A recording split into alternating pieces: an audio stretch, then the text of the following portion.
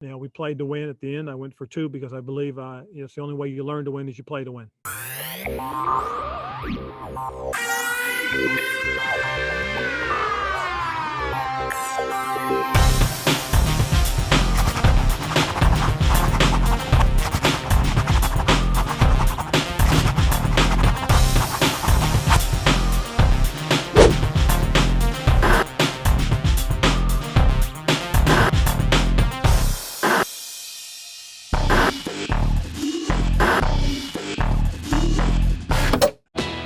Wild thing, you make my heart sing. Wild thing. Think You know what I think? I think you owe us $48.50. Wild thing. If you ride, you get it. Geico Motorcycle. 15 minutes could save you 15% or more.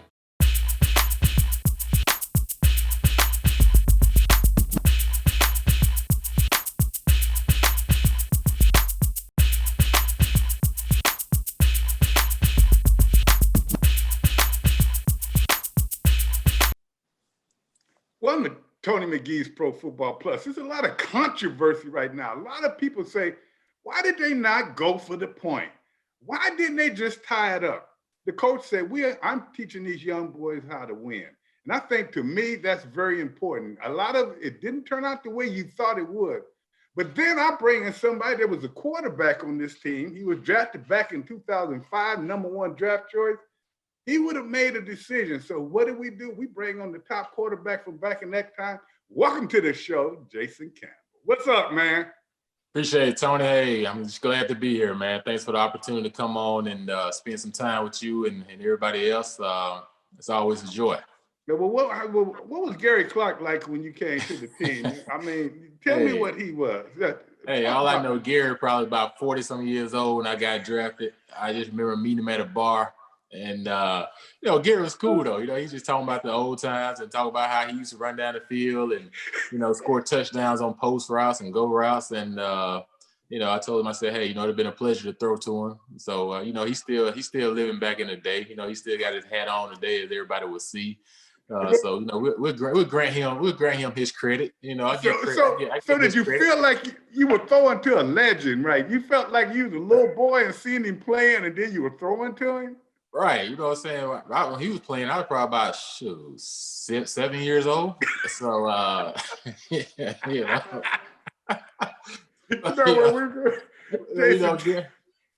Gary rocking the long sleeves back there. They ain't had the cutoff sleeves and everything. They had the long sleeve with the short jerseys and the high water socks and everything. So, I give him his credit though. He got Super Bowl rings, so I can't talk.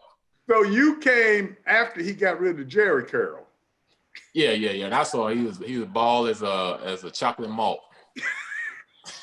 Okay, Jason, you back there. You're a quarterback. You Allen. You've made some good plays. You made some bad plays, and it's time right there. 30 seconds left. You hit somebody. You got a chance to either win or you either got a chance to tie. What would you have done? What would you rather the coach to have done?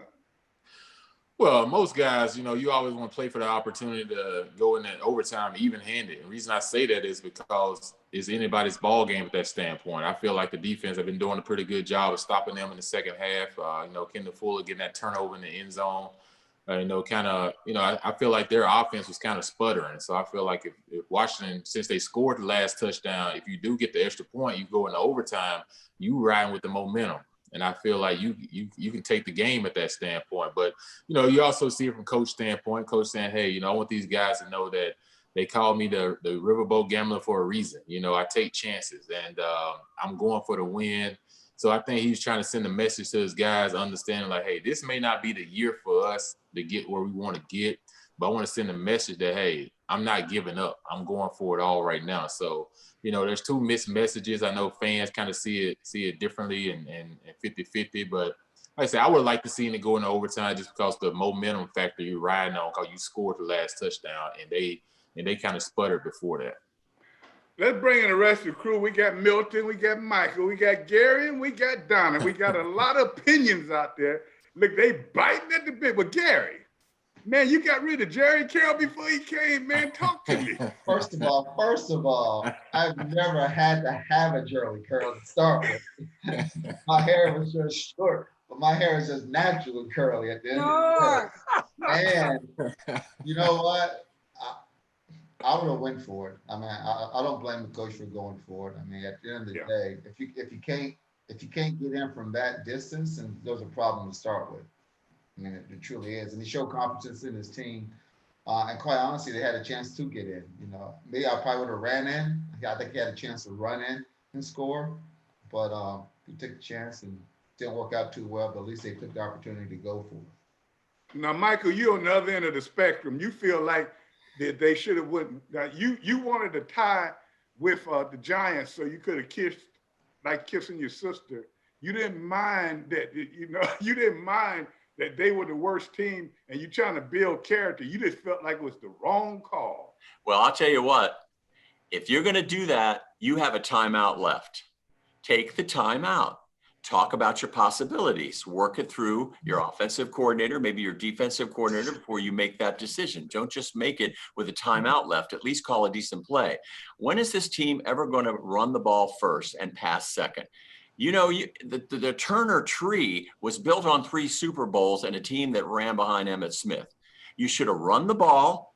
You should have gone over the right side and really punished them. But to throw that little lame duck out there, what the heck was that? Nobody can even describe what that play was.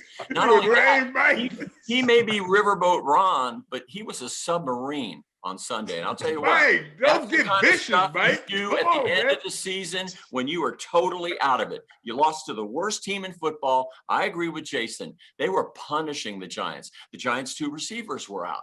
Their offensive line was tired. We could have easily shut them down.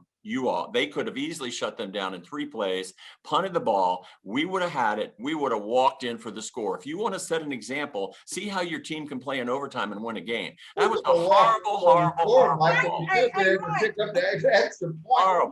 We're going to walk in for the score. We should be able to walk in for the score. Should have if you'd run the ball. The quarterback had a chance to run the ball. What was that? Let me kind of slow down. Let me get down in here. Donna, let me ask you this. How many sacks have the Washington Redskins had in the last 3 weeks? I said it again. Bunny fans, I said that again, the Washington football team. But they only have had 3 sacks. Do you think maybe he was a little bit worried that they could not stop him? Well, Tony, I think that when you look at the offensive line situation, when you look at the quarterback situation, I can see both sides, because if you want to win, you teach people how to win, like he said. Mike said that they were dominating them. Where were they dominating them at? I don't see that happening. And then he said, use the timeout. Then you're going to give the other team an opportunity to set up also. So the turnovers is the thing that killed this football team right now, that they would have never been in that position. He had a fumble, he had an interception, and the interception was totally his fault.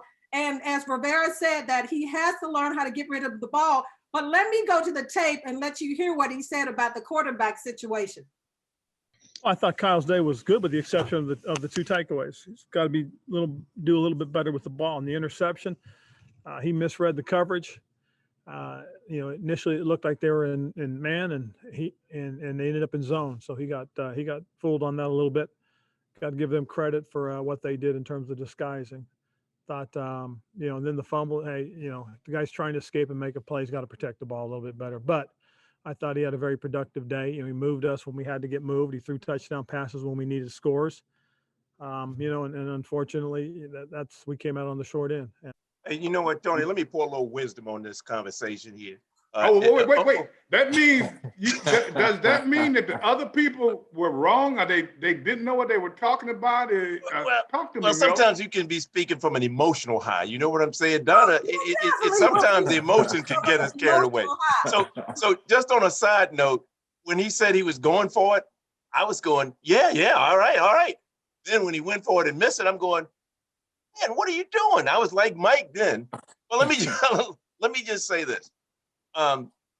we're in a situation now, and I want to be go on recording as saying this. Try and listen to the strategy of this season by the things you don't hear, not the things you are hearing. Because if you go with just what you're hearing and the kind of decisions that are being made, I'm tying that game up. If I can trust Hopkins to kick a point after. I mean, he hadn't looked the world's greatest in the last, well, nothing personal, Donna, but he hadn't looked the greatest over these last few weeks. But I'm saying, I would have gone for the tie and then took my chances in overtime. But again, let me go back and say, listen to what you don't hear. It's consistent too, in my opinion. Let the worshipers say amen. Hey, Tony, that's coming from a homer too. That's coming from a homer. Yeah, I know it. And you came in a good way that way. But Chase, let me tell you, the quarterback's done. He did well, but he did some things that cost him the game. You're a quarterback. You've been in games like that. What's your feeling? Do you lose your concentration? Does it help you? Does it make you more intense? Make you want to do that play over or what? Well, one thing about playing that position, Tony, you got to be able to move forward, man. You got to have a short-term memory. Like, you can correct all those things in the film room, and once you get back home, you can study the tape and see what you did wrong. But, like Donna was saying, that interception was crucial. It came early in the game. You're trying to come out the gates and start fast, and then all of a sudden you throw that pick, and then your teammates are kind of like, oh, here we go again, and then it kind of sends that message. But he did respond. They went back down. They ended up scoring. But then late in the game, that fumble was crucial because it wasn't just a fumble recovery. It was a fumble recovery and scoop and score. And when you scoop and score like that, another team gets 7, then it kind of like takes the air out of your football team, especially that late in the ball game with 4 minutes and something to go. And now you're having to fight your way back down, and you do get a touchdown to tie the game, where you get a touchdown, but then you go for 2. So my whole thing is Giants got 10 points off of turnovers. That could have been prevented. And this team is not good enough just yet to overcome those type of turnovers. Like, so you see some guys across the league throw 2-3 picks and they still find a way to win. But that's because if you look at their whole overall team, they're good enough to overcome that. But when you're trying to search for your quarterback position, you're trying to just find a way on offense. To me, it sputters the team because you're not there yet. And then the other point for me by going for 2 was, this is Scott Turner's first year as offensive coordinator. And, Tennessee Titans and Houston lost yesterday because they decided not to take the extra point and to go for 2. A lot of people think getting a 2-point conversion is easy. It's not easy because you got the back of the end zone. The back of the end zone is another defender. So it's 12 people out there really instead of 11 because it's only so far you can go. And like Gary was saying, yes, he probably could have ran it in, but I think he was probably thinking about that hit he took from Ramsey last week. And that kind of make him second guess himself. So, it's just a lot of factors that go in there, but you got to protect the football, especially late in the game like that, 4 minutes. You can't have that fumble, especially recovery for a scoop and score. You heard it from a heated person in a heated position. Quarterback is a hot position on the field, and really got a receiver with a Jerry Carroll. That makes it worse. So we'll be back in the moment to talk about a defense. It's only got 3 sacks. And we were talking about they were a great defense in the last 3 weeks. We'll be right back. We love the new apartment. The natural light is amazing. Hardwood floors. There is a bit of a clogging problem.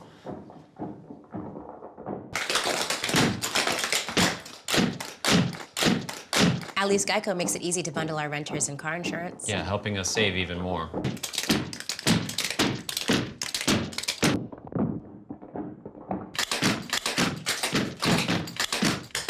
For bundling made easy, go to geico.com.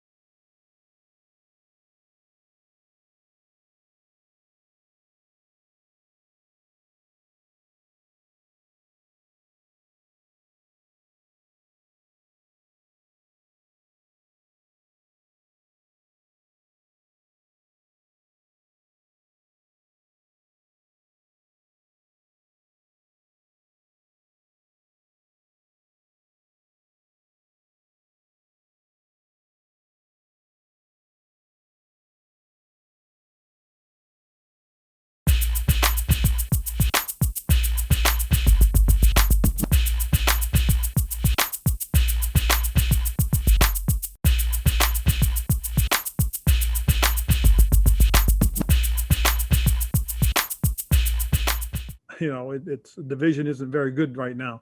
And so there's opportunities. It's just a matter of us settling in and learning how to win. And that's the thing I constantly going to talk to them about is that you got to come in, you got to practice hard, you got to work hard, you got to develop. The thing I like is just the fact that we have a lot of young guys that are playing right now. And this is their opportunity to learn and grow. As far as linebackers were concerned, I thought we had some good things. There were some other things that we got to take a look at. And really this game came down to the 2 takeaways. We turned the ball over twice and you can't do that and expect to win it unless you take the ball back, and we didn't take the ball back. They tried to kind of tell me on the inside route, broke out. I was actually kind of just looking at the ball, about to let it go until I heard Chase kind of just say, go get it. And just trying to go out there and just make a play to help us win some ball games. I tell you what, you take a look at that, and one thing that the coach did say that I think is correct, even though the record does not indicate it, they do have, Mike, a lot of good young players on both sides of the ball. Now, I know it's not showing with the offense, because anytime you can't run for over 80 yards, you don't have a good offensive line, but they have good players at a lot of positions. And what was encouraging about that, and any of you can kind of chime in with this is one of the first times we heard them even mention the linebackers. Well, as negative as I was about going for the 2 points, if you look real quickly at the offense, and you guys can chime in, we gave Gibson this week, or at least I did, a B. I gave Thomas a B with that great catch, and I gave McLaurin a B. On the defensive side of the ball, I gave Collins a B, I gave Bostic a B, and I gave Fuller a B+, 4 interceptions in the last 3 games. I mean, that's pretty impressive. You all can disagree with me, and we'll shift players each week. These are sort of the core players that I think the team is looking to. And then, of course, we have the wall, which you all know about. And I'm going to ask Tony why his wall never gets any sacks anymore. Oh, wait a minute. Isn't that a drag? I told you last week that the wall had turned into a fence. You heard me say that. So that's why they're not getting it. But at the same time, you're not going to always get sacks when the linebackers let the tight ends run free in the middle and the defensive backs are maybe 10 yards away from the guy. You may not get pressure then. But I tell you what, Mike, you got a chance to say that. The wall is still good. The wall will make it happen. And you wouldn't have one win if it weren't for the wall. But Tony, the linebacker position, again, that was one that Coach Rivera called out this past week. He said that play has to be better. Finally, they had Hogan back in the lineup after he was gone since the first week.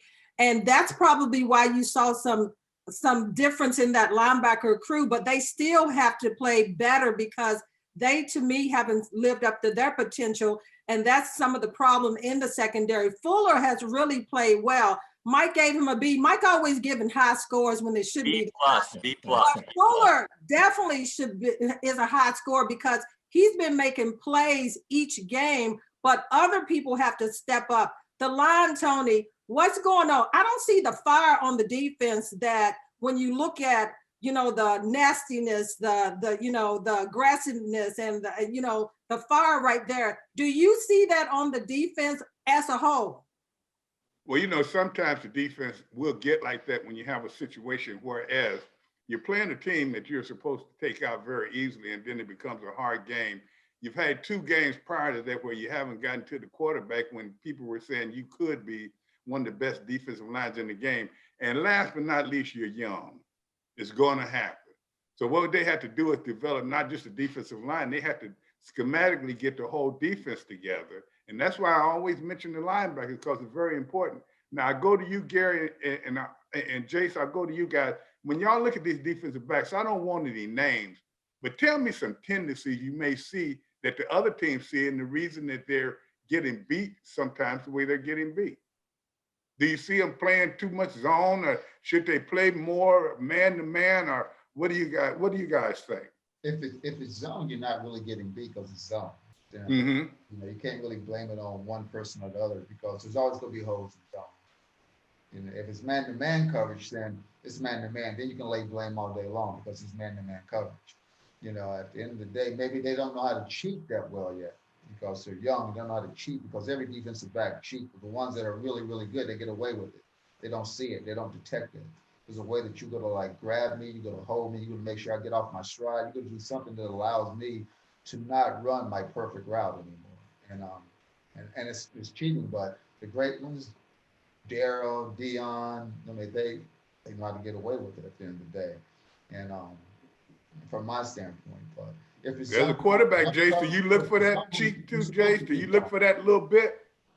Oh yeah, one thing about playing quarterback and everything, like when I've been watching this team early on this season is that when they do play zone, they play a lot more zone than they do man. But when they are in the zone, your eyes can't get caught in the backfield. You know, you have no reason to be looking in the backfield. You know, you're playing zone, you got a certain area to get to. And you know, we saw early in the season where you know, Philly kind of got behind our defense a little bit. The Rams got behind the defense a little bit. And because they run that play action pass, you're supposed to be getting deep in your depth. If you're in quarters coverage, you know, you can't let someone get behind you. And then the same thing, if you're a corner, and sometimes they got to, I feel like they're not on the same page at sometimes. Sometimes I think they may think they're in cover two, but they're in quarters, you know. So then the safety is not getting over top. It's cover two. He got to get deep in width. And he's not getting deep in width because in his head, he may think it's quarters. So then the corner's not sinking. So, yeah, I think a lot of it is miscommunication. But I do think that Jack Del Rio is holding back a lot of his blitzes. And I think it's a reason why, because they're not getting ahead in games from a standpoint. They're always playing from behind. So then you get into this prevent defense where you feel like instead of us going to force turnovers, you know, we're just trying to find a way to keep the game close to give our offense the opportunity to score. But because you think about it, everybody probably watched the Tampa and Green Bay game yesterday. Tampa Bay came out in the defense first quarter. They were just playing back zone, and Aaron Rodgers was picking them apart. As soon as they got that interception, the game went 10-7.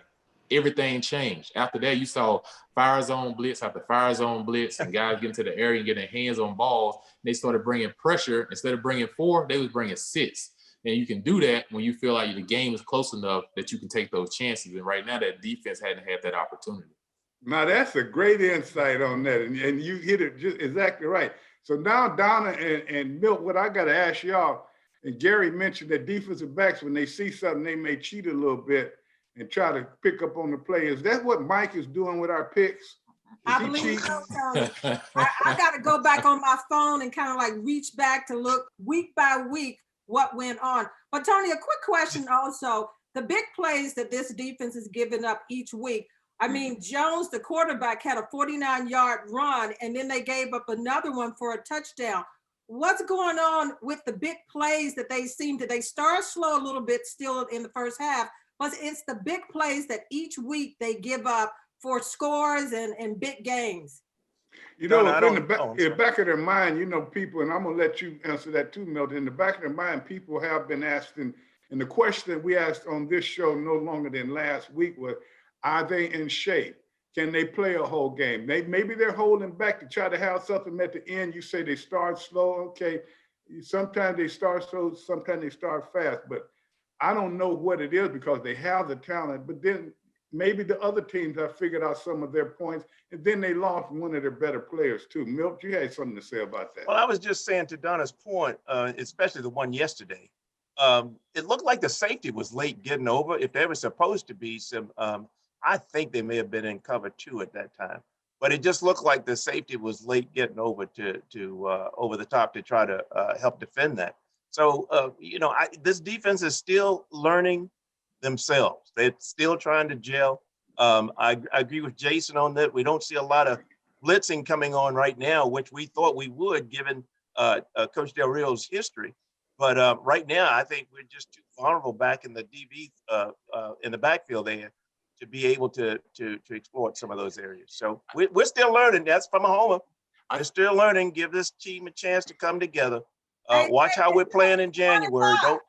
Watch how we're playing in January, not in October. Watch how we're playing in January. Well, in January, you won't be playing in January. And the season will be over. What's this? Watch how we playing in January. Hey, Milt, that was a good one. Milt, listen in action. I want to just say watch how we playing it. Wait, we won't be playing no playoff games. So what are we watching for? Okay, listen. The NFC East is wide. Now you do have a point there. You have a very good. You gotta What'd you say, G? It is wide open. One thing, I mean, the nice thing about it, all of a sudden, you can win a couple of games and win the division. I mean, true that. I mean, you're in it until you're not in it anymore. Right now, we're still in it. You know, even losing, we're still in it. They have. You know, that's what the whole That's the NFC. thing. If I can lose and still be in it, I don't really lose well with that. Hey, Donna. That's recovery time. Donna, That's there's no team recovery out there in the NFC that really scares anybody right now, correct? Yeah.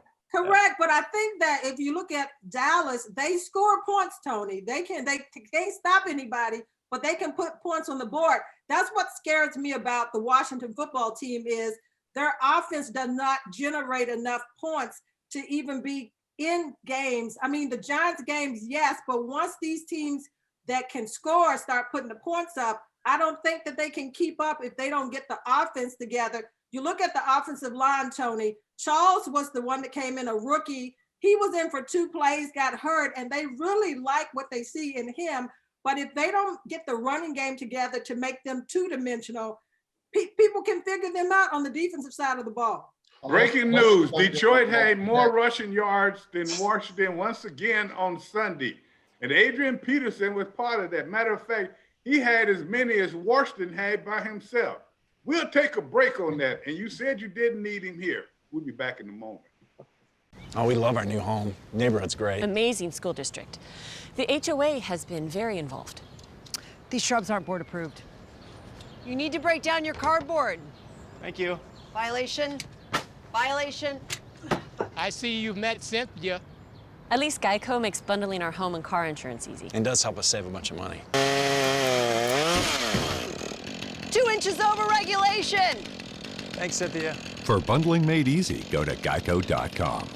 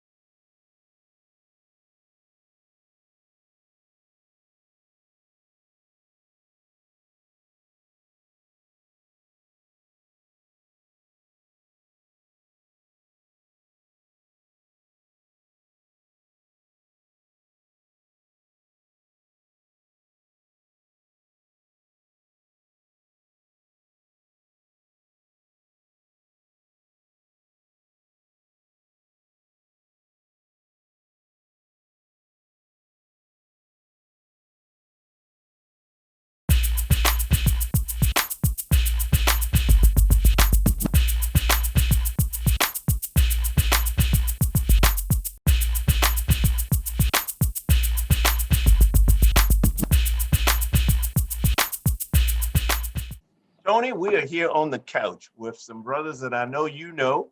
Got a little history with the Washington football team.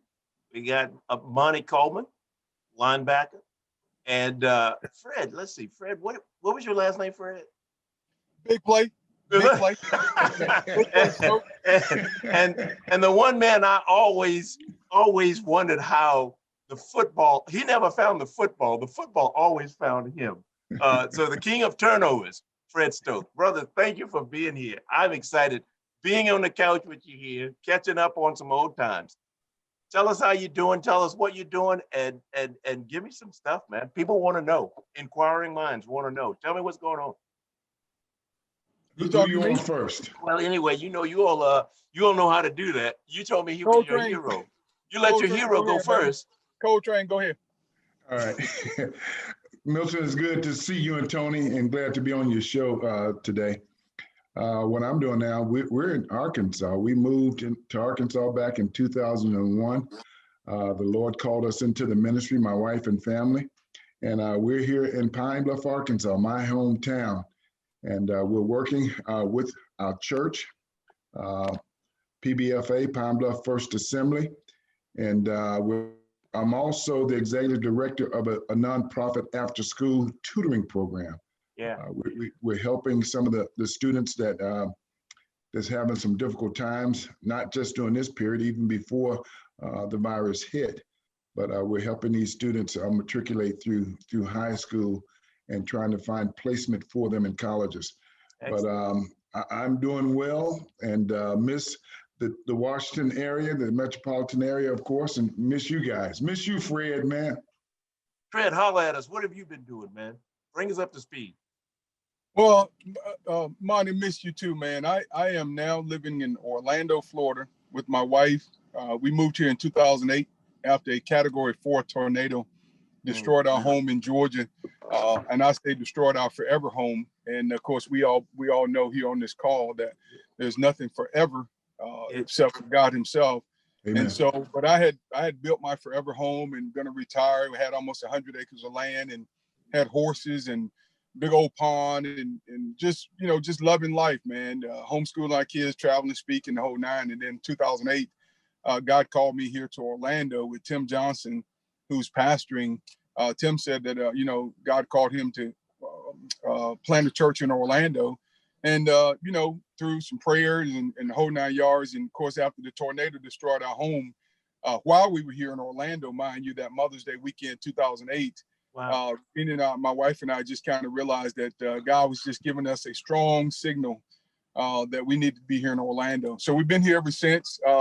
Just recently, as of 5 months ago, entered the grandparent club. Yeah. Congratulations, man. With our first grandbaby, Brooklyn, who's 5 months old. She's out in LA, out in Oakland with our oldest son, Lance, and his wife, Lauren. And then our second son, Landon, gave us our second grandbaby, Ruth. Ruth is a month and a half old, and she and Landon and his wife live here in Orlando. And then our youngest son, Luke, is not married yet. He says he's not going to get married till he's about 30. I told him that's the same thing I said just before I met his mom. So, hey. Wow, man, but just loving life, man. I'm speaking, traveling.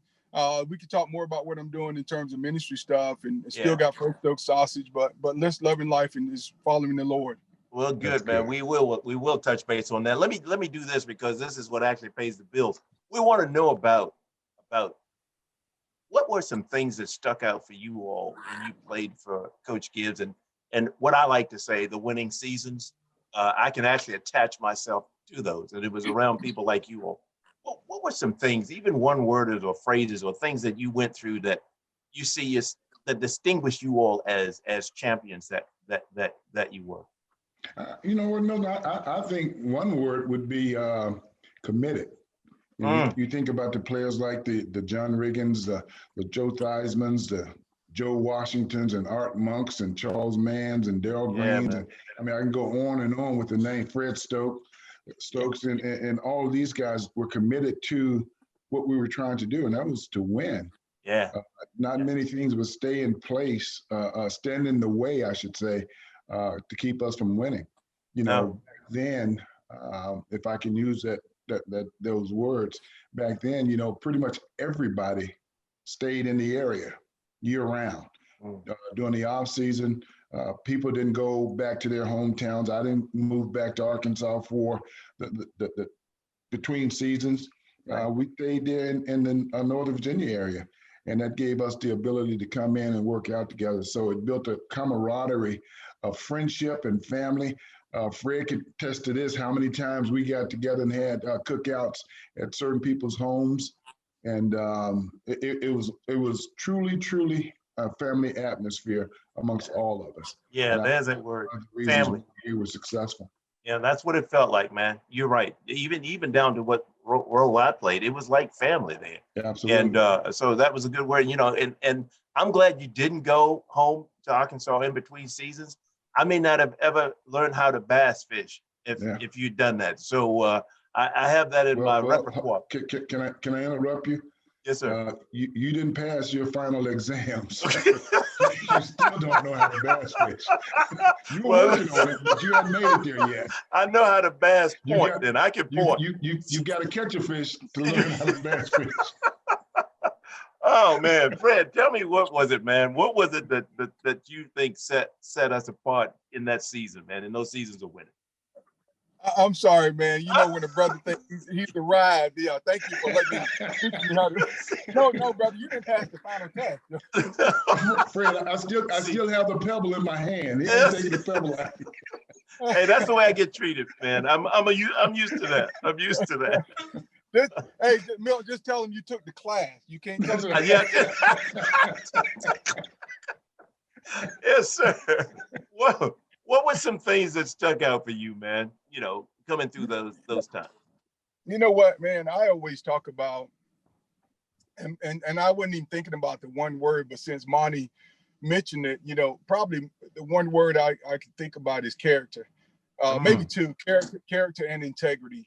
I always tell the story when I have an opportunity, when I'm presented with questions about our playing days. If I'm doing a presentation and it lends itself to a Q&A, people asking about, you know, the coaches I played for, the teams I played for, and I played for three different teams: the Rams, the Redskins, and the Saints. Well, now the Washington football team. But you know, I always talk about Coach Gibbs, and Monty mentioned the players for sure. But just like with a family, man, it starts at the top. I mean, God, when Adam and Eve messed up, and I said both of them messed up, you know, God didn't talk to Eve, he talked to Adam. And so that's the way I look at it, from a family structure, from a team structure. Monty's been coaching and leading ministry stuff, so he knows it starts and stops with him. But right. Coach Gibbs at one point came into a room where we were all meeting and hanging out doing you know, we go to the hotel and we kind of get in the room, and Monty remembers some of this, where we just kind of talk and just fellowship with each other and talk about life, not just football and strategizing, but life, our families, personal stuff. And once Coach Gibbs came in the room while we were there, and he talked about, hey guys, I just happen to be a coach of an NFL football team, but I'm a dad, I'm a husband, I got 2 boys.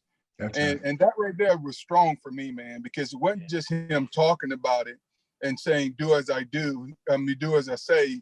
I mean, he was actually walking the walk and talking the talk. Yeah, absolutely. And you know what, man, it pressed out in the behavior. I'm glad you brought the word character up, because that list that Monty named, when you go right down that list of folks who were committed, these are folks of character, even around winning. So that was a big plus. Let's shift forward now a little bit to what you all, and I'm sure you've watched some of the games this year, and you've recognized the defense that we have. And it's a pretty stout defense, at least before injuries riddled us a little bit. Ioannidis is out, and Chase, who should be back this week, it was a little nick. Not that you would be fair to compare, but what are your thoughts about the defense that you see? Fred, you were you know, Mr. DE, and you came up, like I said, you came up big on a lot of plays that we just wonder where you came from. And the next thing I know, you were running off the field with the football. So what do you see that might be helpful to this defense that you see in Washington in this season? You got to have continuity, man. You got to be on the same page. When I left LA, I started out in LA with the Rams. My first 2 years was in LA. And Monty references about guys not living year round. I mean, the guys lived in LA, but they were so far apart. I mean, guys were living in Orange County, they were living in Malibu, they were living in the hills, Anaheim. I mean, they were all over the place. So it was hard for us to get together, you know, without putting, you know, a lot of effort going into it for driving for an hour or so. I think one of the things that I got when I got to the Redskins, and I reference it, man, that structure. I was with guys, and I won't repeat the names Monty was talking about, but guys that love their families, they love the Lord. Yeah. They were committed not only to their craft, but they were committed to their families off the field. And so that stuff carries over. You just can't get back together on the field. And you're seeing it right now with some of the stuff that's happening. They missed training camp. They missed, you know, that time together. Teams are not gelling together. And it's hard to do if you don't spend time together off the field and really start to learn each other and your attitudes and your character. And I mean, Monty, man, I knew him before I got to the Redskins. And then once I got there, man, this brother just, well, he didn't. I think I got onto him like a leech, man. Hey, he has that way about him, Fred. Yeah. I was like, man, I ain't letting these brothers go. Him and Charles and Daryl and Art and those guys. I'm like, I'm here. You know, it's interesting you bring that up, Fred, because there are a number, and Monty, this is to as a tribute. I know you would blow it off, but there are a number of players who have talked about how when players would come in, you take them under your wing and kind of just teach them the ropes a little bit. That's something that was very prominent in those winning years too, man, of how guys just got together. And like you said, there was fellowship, hanging out, or what have you. But you also were serious about what you taught on the field as well. And so I think, you know, that's something that you can be proud of, man. And you know, something else in that group, people expect you to win. I mean, it wasn't like, That's well, I right. wonder if we can pull this off. People expected to win. And so I think it was just one of those consistent plans, if you will, where people fit in and people did their job. And like I said, it was an expectation that you were going to win a game. Listen, we're winding down in this segment of being on the couch. If there's any, I'd like to know so that people can know how to plug into you. We'll flash some things on the screen a little bit later. But what is a good way people can support what you're doing now, reach out to you, find out what you're doing and those kinds of things, follow what's happening? What's a way that they can support you in prayer or even financially? What would be those things? Well, yeah, I'll start that one off, Milton. The name of the organization I'm working for, the nonprofit, it is a 501c3 nonprofit organization. Been around since 2013, and we will take donations. We're helping to matriculate, like I said earlier, 8th, 9th, and 10th graders that's going through high school. Tough fabric, yeah. And we're going to go out, or it's one of my responsibilities would be going out to some of the colleges, local colleges, or college of their interest to talk to them after they graduate from high school. So it's not a overnight deal. It's a yearly deal that we help asking the kids to stay with us so we can help place them in different colleges. Great. We're currently building a website, which will have a donation button, but we definitely need funds. Doesn't cost the kids anything to come. All monies that's donated will go toward materials and educational supplies for the students to pay any salaries. And I can give the website now, but the website is under construction. Yeah, we'll put that information up and make sure that we can get you connected to those. And I know you've got a fan base out there that will follow and will support you. They always have. And I hope they do, because it's actually helping our students. So I know we've got to cut for the first segment. So I'll get that information to you and we'll go from there. Okay, how about you, Fred? Come on, man, tell us. I know a little bit about Lent. Well, what we're doing in our ministry is we're in the area of men and the emotional state of men. Men commit suicide on average 4 times to 1 to women. And so what I'm doing in this space for men, and we're talking all the way down to we've adjusted it to young men all the way down to 13 years old. But it's Life I Never Tell. Lent stands for Life I Never Tell. And so every man needs a Lent brother, at least 3 to 5 men that he can get down with to the lint in the pocket of his life with. You can check our website out on lentbrother.com. That's LINTBROTHER.com. As Monty said, we do have a partnership. You can partner with us. We've already got a couple of partners now monthly with the financial pray for us. But we're doing we're looking to do our first Lent Brother Conference next October 2021 here in Orlando. So check us out. Again, that's lentbrother.com. Our core focus is to see men emotionally free so that they can walk in victory and freedom from the issues of life that try to keep them in bondage. Excellent. Fred, appreciate it, man. Guys, this is big time for me, just to have you all back in the house for just a wee bit. And so I know our audience appreciates it. We'll get that information up to how they can support you.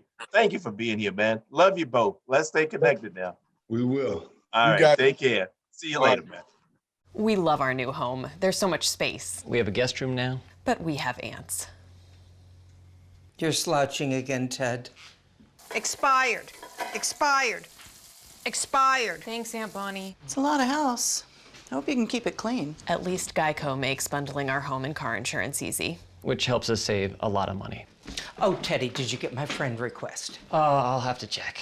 Aunt Joni's here. For bundling made easy, go to geico.com.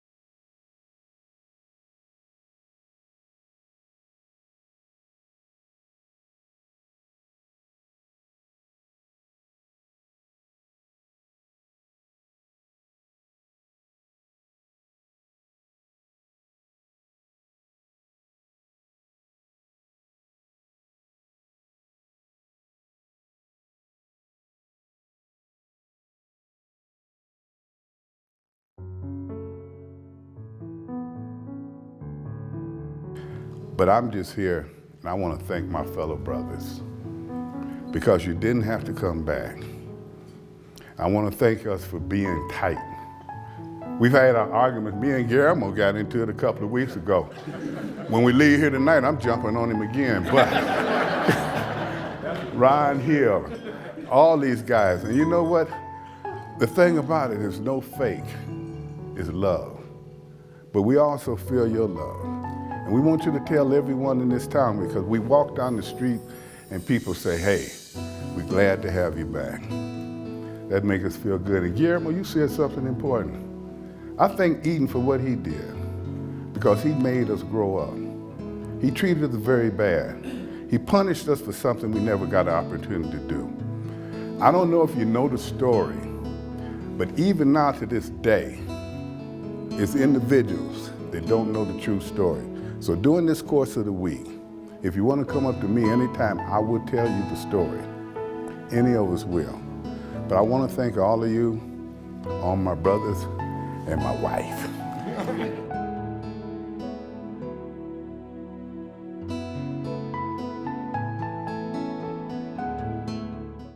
That was a nice piece. And I tell you, they welcomed us home, and that had been 50 years since we were there. A lot of people had resentment in the beginning, but those people all over the city, and Mike Baker went with me and did a lot of filming. And Mike, you even mentioned how friendly the people were. But let me tell you what happened this last week. The Latter-day Saints are the individuals that we were angry with, but they have agreed for the Black 14, the 9 of us that's involved with our feeding people, and we're trying to feed people. As I told you, after the pandemic, our slogan is buy a shirt and feed a person. Well, the Latter-day Saints is sending 9 trucks to each of our cities, 1 truck to each of 9 cities. And each truck is going to have $50,000 worth of food on it for the needy during the pandemic. Right there, that tells me that the Jesus Latter-day Saints have told us they are sorry, and I thank them for that. You can't do any better than that. Now, as far as Milk, going back to doing better, where did you go find Super from? I thought maybe he was trying out again. Monty Coleman.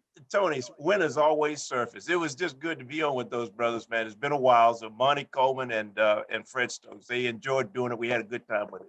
So I think Mike has shown how we can be connected with those guys and what they're doing. So I hope the fans will follow up on that. I was supposed to be on it. Which one of y'all made sure you didn't tell me the right time? Mike told me don't say anything about it.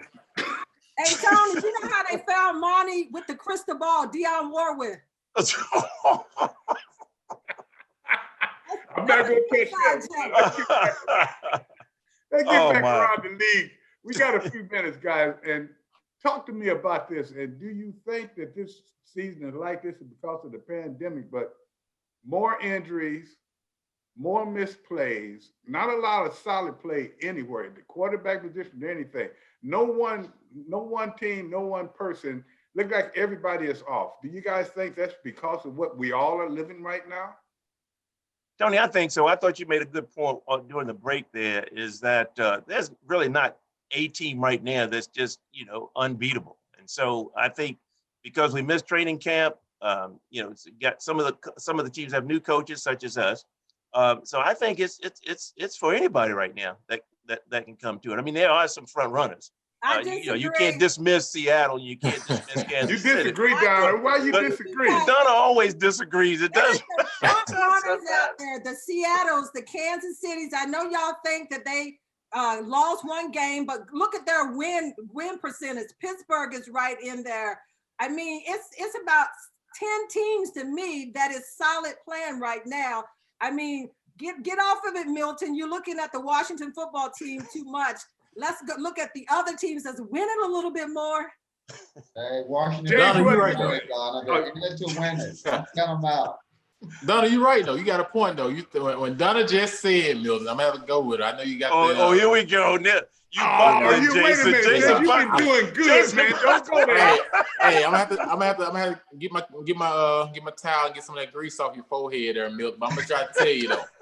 Go ahead. The reason Donna's right is because all those teams she just named, Seattle, Kansas City, Green Bay, New Orleans, Baltimore, all those teams have been with the same head coach over the last 5 years. Yeah. And So they got stability. They're not starting over. When you think about all these other teams like Washington, and you even look at Tampa Bay offense, and you look at some of these teams that had new coordinators come in this year, they're all struggling because OTAs, that's when you usually go through all your playbook and you dial up certain plays in certain situations, and that's when you make your decision going to training camp, what direction you're going to go in that area. And from a defensive standpoint, they usually always start faster than the offense anyways, right. But you never got a chance to cover situational football like you do in OTAs and training camp and mini camps.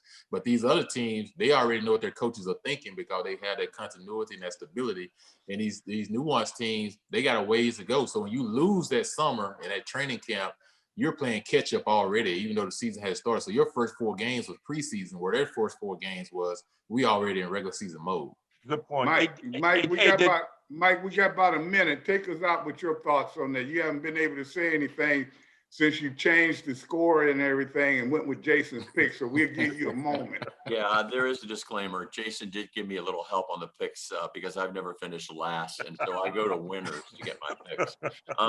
But no, Tony, if you don't mind, I just wanted to take a second. We love to do this on the show, and actually this idea came from Gary Clark. He said, why aren't we doing a Legends segment on this show? And so a guy that you knew, Tony, very well, Fred Dean, passed away. 2 Super Bowls, 93 sacks, 2008 Hall of Fame. And what Bill Walsh said about him, he gave us the single greatness that we have to win. And you know what? He came to San Francisco, and it became a winning legacy after he went there. Yeah, and then another person that was really good and instrumental passed as well. Yeah. And then, Joe Morgan. Everybody loves Joe Morgan. I mean, 25 years a broadcaster for a lot of the young people who saw him as a broadcaster. But Joe Morgan, a lot of people say he was the best second baseman in the modern era. 2-time National League MVP, 10-time All-Star, 5-time Golden Globe. Golden Glove. I always want to give him a Golden Globe. And 2 World Series championships. Joe Morgan, 25 years as a broadcaster. They said the best color commentator in the history of the game. Wow. May they rest in peace. When we come back, we'll talk a little bit more about around the league. We'll let Mike put in his tainted picks that he got out there. He just like the mail-in votes. We trust it. He don't. We'll be back in a moment.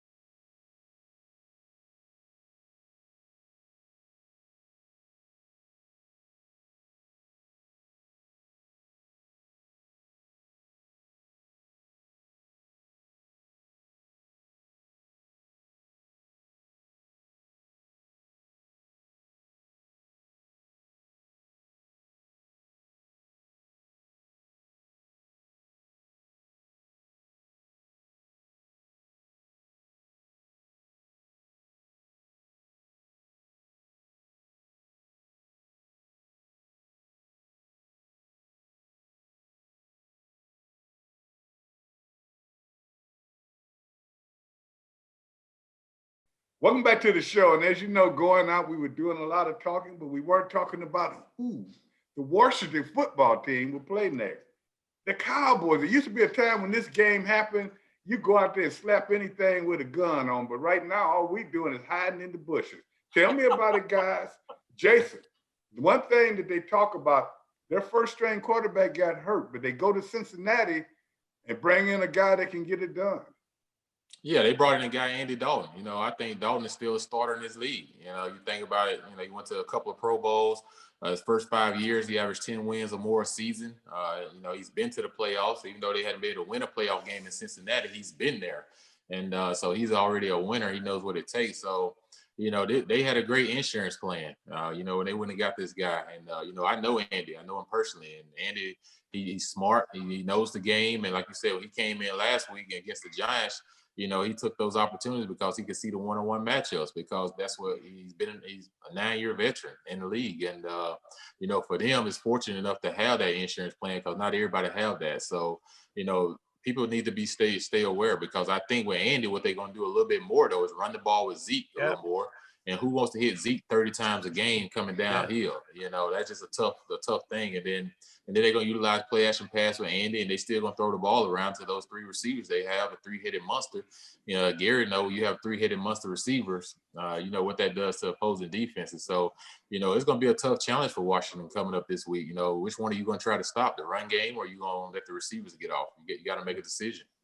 Well, one thing I remember about Andy that they got to take in consideration, he can get frustrated easy. He'll try to make plays. He'll do some boneheaded stuff because he really want to win the game. So really, he's a gunslinger.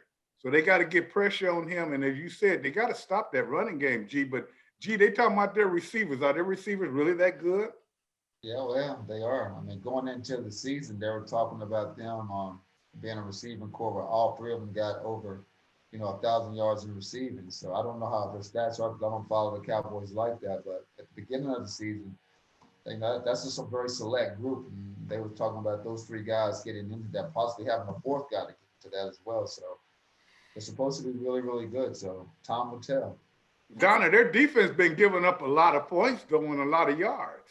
Yeah, Tony, that's the area that this Washington football team may be able to capitalize. Their secondary is not bad, but overall, their defense is kind of like at the bottom, but they've got to be able to put up a lot of points because Dallas is going to put up a lot of points, Tony. But I don't know if Washington can match that, against their defense. Their offensive line, Miller, had to play better if they're going to match it. We're going to have some new faces in there, I think, because of injuries. But to Jason's point, I think you're going to get a steady dose of Elliott. And that's a full day. That's a lunch pail day right there. And they're going to throw when they want to, not because they have to. And my goodness, that passing game ought to be clicking. So we're going to have to be smart. We're going to have to play on all cylinders. And I don't know if we can do ball control against Dallas. I don't think the offense is powerful enough, Donna, to do that right now. But we'll see. It'll be a good game. But Mike, this ain't Baltimore, so give us a summarization of what the Washington team, not Baltimore. We want to know how Washington is going to do. Yeah, fans, I'm really hurt because everybody told me last week I couldn't talk about the Ravens anymore, even though they're the only winning team within 100 miles of here. Oh man, you cold. Are upset as I am about not being able to talk about the Ravens on the show. You just email me at Mike@National Arts Television, and I will read the emails on the show. Anyway, I'm sorry, Ravens fans. We got cut out. But no, I just wanted to talk about the ball firm of Lamb, Cooper, and Gallup. That is the three best receivers in the league. And the problem with the Washington team is the free safety position. They benched Apke. They're trying to Shazer Everett. He looked like he was balling in that game. Maybe he's their answer, but that secondary is circumspect at that free safety position. Tony, we have about 30 seconds left, but you haven't told us what you think about this upcoming game. I think it's a trick or treat game. If you look at this graphic that we made, trick or treat. The other graphic says Washington or Dallas. Who's going to be the little pumpkin inside the big teeth of the big pumpkin? I think Washington to take this game. I think the play of last Sunday where they went for the win is going to be the foundation that they stand on for now and the rest of the season. What they need to know is Dallas is not that much better than them, or they may not be as good as them. So you go out and the coach already put it, we don't want to tie, we want to win. Same thing, fans, with our picks. We don't want to tie. We want to win. And Mike want to cheat. So next week when we come back, he'll be in 7th place, and you figure it out. There's only 5 of us here. Don't never say goodbye. We say in the minute.